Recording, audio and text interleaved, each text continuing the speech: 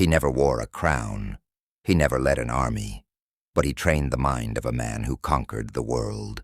When he was a child, he lost everything. No parents, no power, only questions. More than 2,400 years later, his ideas still control how we think, learn, and understand life. This is not just a history story. This is the story of Aristotle, the boy who asked questions and changed the world forever. Welcome to this special story. Today you will hear about a man who did not fight wars but changed the world with ideas. A man who never became a king but taught one of the greatest kings in history.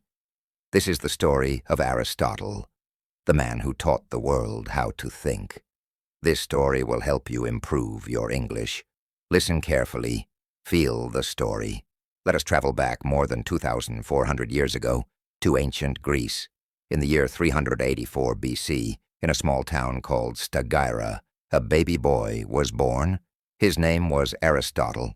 His father, Nicomachus, was a doctor, not a normal doctor. He was the personal doctor of the king of Macedonia. Because of this, Aristotle grew up around knowledge, medicine, and important people. He watched his father study the human body. He saw how careful observation could save lives. This changed young Aristotle forever. Aristotle was not like other children. He did not care much about games. He loved questions. He looked at birds and asked, "Why can they fly?" He looked at the sky and asked, "Why does the sun rise every day?" He looked at people and asked, "What makes us happy?" Even as a child, he wanted to understand life. But his childhood did not last long.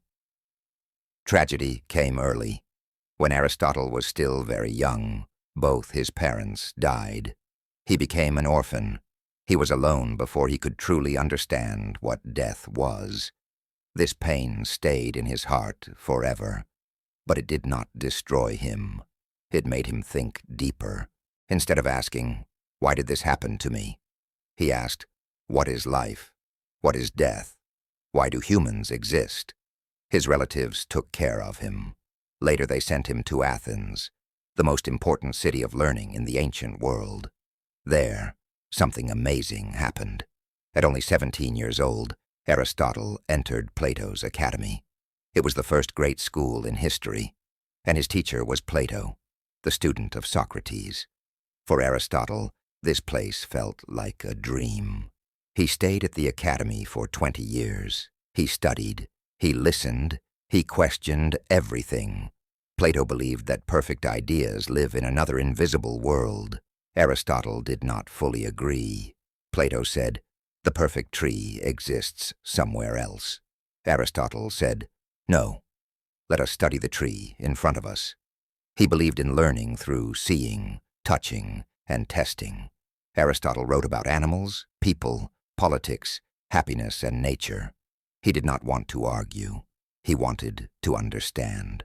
Slowly, he became one of the smartest minds in the academy. But then, something painful happened. When Plato died, many thought Aristotle would lead the school, but he was not chosen. Some people said his ideas were too different, too new, too dangerous. Once again, Aristotle lost a place he loved, and once again his journey had to change. The academy was behind him now. The doors were closed. 20 years of study, 20 years of loyalty, and still it was not enough. Aristotle did not shout. He did not fight. He did not beg to stay. He chose another path. At 37 years old, Aristotle stood alone. No school, no job, no city to call home. But inside his mind, something was burning, a fire of ideas, a hunger to understand the world. He said to himself, "If one place will not listen, I will speak to the world." And so he left Athens. He traveled from place to place, not looking for comfort, not looking for power. He was looking for truth. He believed every road could teach him something, every animal, every plant, every human face. He watched, he listened, he learned. His journey first took him to Assos, a small city by the sea. Today, we call this place Turkey. Assos was ruled by Hermias. Hermias was not a normal ruler. He loved ideas. He respected philosophers. He welcomed Aristotle like a brother. In Assos, Aristotle felt free again. He taught students outside, under the open sky. No walls, no limits. He told them, do not just think, look, touch, measure, ask why. Learning was no longer only words. It became life itself. And then something unexpected happened. Aristotle fell in love. He met Pythias, the adopted daughter of Hermias. She was kind. She was intelligent. She asked deep questions. They understood each other. They married. They had a daughter. Her name was also Pythias. For the first time, Aristotle was not only a thinker, he was a husband. He was a father. This changed his mind and his heart. He began to write about family, about kindness, about balance. He asked, what is a good life? What makes a human life complete? Happiness felt real, but happiness never stays forever. Far away, a powerful empire was watching, the Persian Empire. They saw Hermias as a danger, a Greek ruler who protected Greek thinkers. They captured him, they tortured him, and then they killed him. Aristotle was broken. He lost a friend, a protector, a man of wisdom. He learned a hard truth. Even wisdom cannot always stop power and cruelty. He wrote a song for Hermias, not from fear, but from honor, and once again he had to leave. Aristotle moved to Mytilene, on the island of Lesbos. The sea was everywhere, the air was calm. Here, something new grew inside him. He began to study life itself, not only people, but fish, plants, animals, movement, change. He watched how creatures lived, how they were born, how they died. He wrote everything down. Slowly, a new idea was forming. To understand the world, you must first observe it. And this idea would soon change history. Fish, birds, insects, animals of every kind. Aristotle watched them all. He studied how they moved, how they found food, how they mated, how they were born, how they died. He opened animals. He drew what he saw. He wrote notes every day. Slowly, something new was born. This was not guessing. This was not myth. This was science. Aristotle compared animals. He grouped them. He looked for patterns. He learned that dolphins breathe air, that octopuses can change color, that birds grow inside eggs, that some fish lay many eggs, while others give birth to living young. No one before him had studied nature like this. While many people prayed to the gods, Aristotle studied reality. He believed truth lives in observation. At the same time, far away in Macedonia, a powerful king was thinking. His name was Philip II. He had a son, a strong boy, a restless boy, a boy full of fire. His name was Alexander. Philip wanted his son to learn wisdom before war, so he remembered a great mind from the past, Aristotle. Philip sent a message, "Come to Macedonia, teach my son. You will have everything you need." Aristotle accepted. A special school was built in a quiet place called Mieza. Trees, flowers, silence, no palace, no weapons, only ideas. Aristotle taught Alexander and other young nobles, future leaders, future generals, future rulers. He taught logic, ethics, politics, history, medicine, geography, literature. But above all, he taught them how to think. He gave Alexander a copy of the Iliad, the story of heroes and war. Aristotle wrote notes in the margins. Alexander carried that book everywhere, even into battle. Alexander was not an easy student. He was ambitious. He wanted greatness. But he respected Aristotle.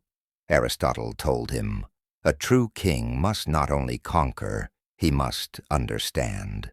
This teacher and this student would change history. As Aristotle taught in Macedonia, his ideas began to spread. His notes grew. His thoughts became deeper. He was no longer just a philosopher. He was shaping the future. Soon, Alexander became a man, and then a conqueror.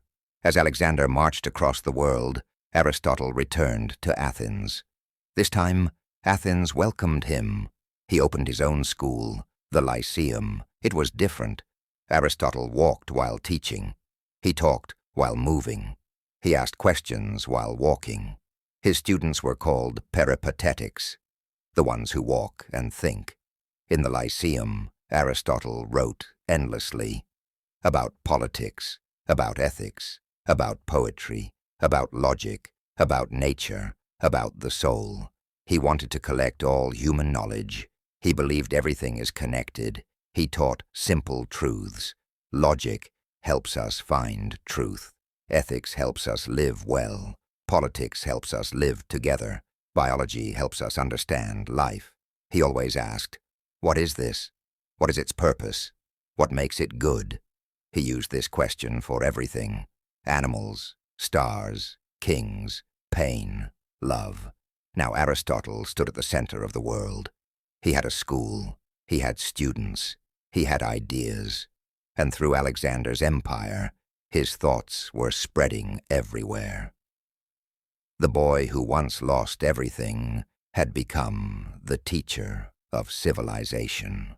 The world was changing, and it was changing fast. Aristotle was no longer a young man.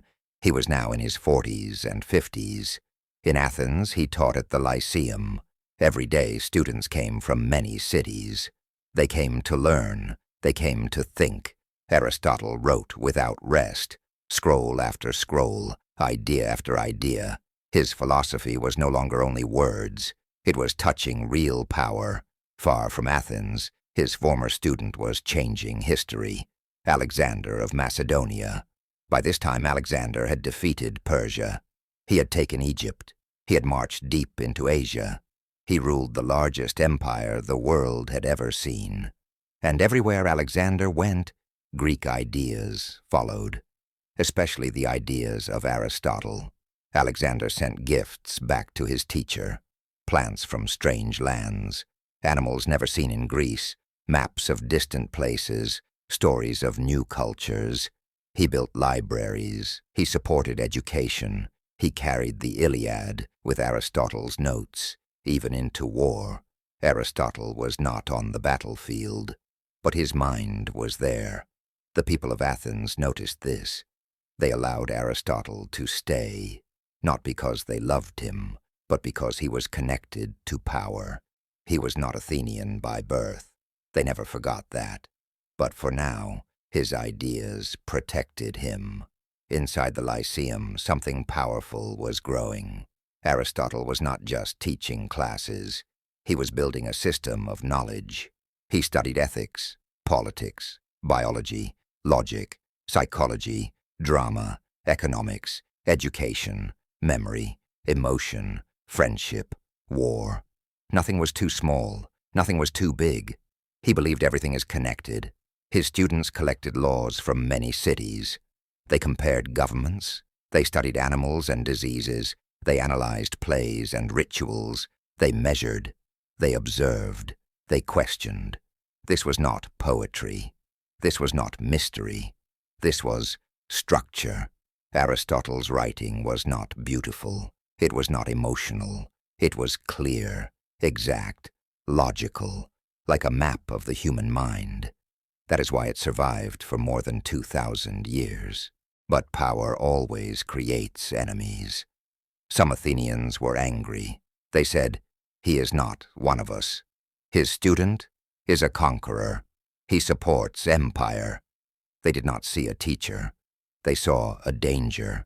When Alexander became more cruel, when he punished enemies, when he called himself a god, Aristotle's name became risky. People whispered in the streets, "Is Aristotle controlling him? Is he loyal to Athens? Is he a traitor?" None of this was true. Aristotle did not want power. He wanted understanding. But crowds do not think like philosophers. Then came the news. In 323 BC, Alexander the Great died. He was only 32 years old. The cause was unclear: fever, poison, or fate. But the result was clear. The empire began to fall apart. In Athens, people celebrated. To them, Alexander was a tyrant. His death meant hope. But their anger did not stop with him. They turned toward his ideas, his friends, and his teacher.